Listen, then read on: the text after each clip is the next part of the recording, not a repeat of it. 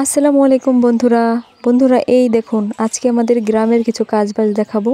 গ্রামের লোকেরা কিভাবে কাজবাজ করে, এমনকি তারা কি কি কাজ করে সেটাও দেখাবো। এই যে এগুলা কি চিনেন? এগুলো হচ্ছে পাটকাঠি, আমরা আঞ্চলিক ভাষায় বলি পাটখড়ি। পাট গাছের আঁশ ছাড়ানোর পরে এরকম কাঠি বের হয়, মানে এটাও খড়ি হিসাবে ধরি, আমরা বিভিন্ন কাজে ব্যবহার করি। যেমন এখনও এই যে আমার এই নানা, আমার ছোট নানা এটাকে বেড়া বানানোর কাজে ব্যবহার করতেছে। এই পাটখড়ি আমরা বিভিন্ন ধরনের কাজে ব্যবহার করি। এই যে বেড়া বানাচ্ছে এখানে, আবার এই পাটখড়ি দিয়ে আমরা খড়ি হিসাবে রান্নায় কাজে ব্যবহার করি। তাছাড়াও অনেক কাজে ব্যবহার করা যায়। গোবরের লাঠি বানানোর কাজে এটার ব্যবহার করা যায়।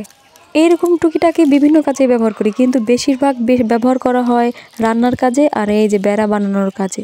এই দেখুন নানা কিভাবে বেড়া বানাচ্ছে। ওই যে নিচে আছে চটি, উপরে চটি, মাঝখানে এই যে পাটকাঠিগুলো দিয়ে রাখছে সাজাইয়া, তো সুন্দর করে দড়ি দিয়ে বাইঁধে নিতেছে। এই যে অনেক শক্ত করে বাঁধন দিয়ে নিচ্ছে যাতে করে এটা না খুলে কখনো।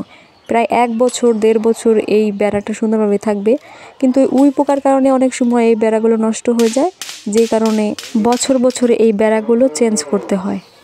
গ্রামের বাড়ি এমনিতে মাটির সাথে সব কিছু লাগানো, বুঝতেই হবে উই পোকাটা অনেক বেশি বেশি থাকে। এই কারণে বছরে বছরে এই বেড়াগুলো চেঞ্জ করতে হয়। যারা আর কি একটু টিন কেনার সামর্থ্য কম থাকে তারাই এই পাটকাঠির বেড়াটা ব্যবহার করে। এই যে দেখছেন কত সুন্দর করে আর কত বড় করে বানাচ্ছে এই বেড়াগুলো। এই জিনিসটাকে চাল হিসাবে ব্যবহার করা যাবে, মানে ঘরের উপরে দেওয়া যাবে, আবার পাশ দিয়ে দেওয়া যাবে, বেড়া হিসাবে ব্যবহার করা যাবে। গ্রামের ম্যাক্সিমাম লোকেরাই এই কাজগুলো পারে, মহিলা হোক অথবা পুরুষ। এই দেখুন কত শক্ত, ছোটানোই যাচ্ছে না, অনেক শক্ত বাঁধন দিছে, এরা মনে করেন টাইনও ছোটানো যাবে না। এই যে দেখুন এই যে এই বেড়াটা ভেঙে গেছে, এইটা নষ্ট হয়ে গেছে, তাই এখানে আবার বানাবে দিবে আর কি এটা বানিয়ে। আর এই যে দেখা যাচ্ছে পাশ দিয়ে বড় বড় মানে পাটকাঠিগুলো বেয়ে রয়েছে, এগুলোও ভেঙে ফেলবে সুন্দর করে সমান করে। আর এই দিকে দেখুন আমার নানি, ছোট নানি, উনি মাছ কাটছে, টাকি মাছ। কার কার টাকি মাছ পছন্দ? আমি কিন্তু টাকি মাছ একদম খাইতে পারি না, আমার কেমন যেন বমি বমি লাগে, ধরলেই কেমন অস্বস্তি লাগে। টাকির কোনো জাতই আমি পছন্দ করি না, ভালোই লাগে না। গজার মাছ, টাকি মাছ, শোল মাছ কিছুই খাইতে পারি না। আর এই দেখেন নানি কিভাবে কাটতেছে। গ্রামের মানুষ বলে কথা, সব কাজে পটু থাকে। এই আমার নানি অনেক তাড়াতাড়ি মাছগুলো কাটতে পারে। এই মাছগুলো আনছিল কালকে রাত্রে আমার নানা বাজার থেকে, তো রাত্রের বেলা কাটতে পারে নাই বলে টাকি মাছগুলো মানে তাজা ছিল, এই জন্য পানি দিয়ে দিয়ে জিয়ায় রাখছিল। সকালবেলা উঠে এই যে কাটা শুরু করছে।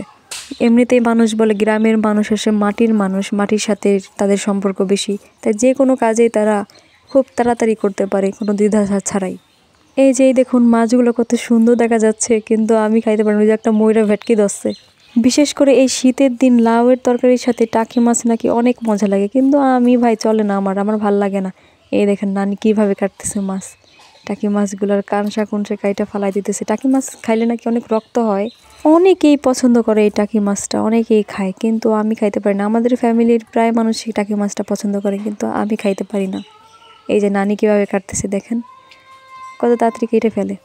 তো বন্ধুরা দেখলেন গ্রামের 2 জন নানা নানি কিভাবে কাজবাজ করছে। তো আজকে এই পর্যন্ত, আল্লাহ হাফেজ।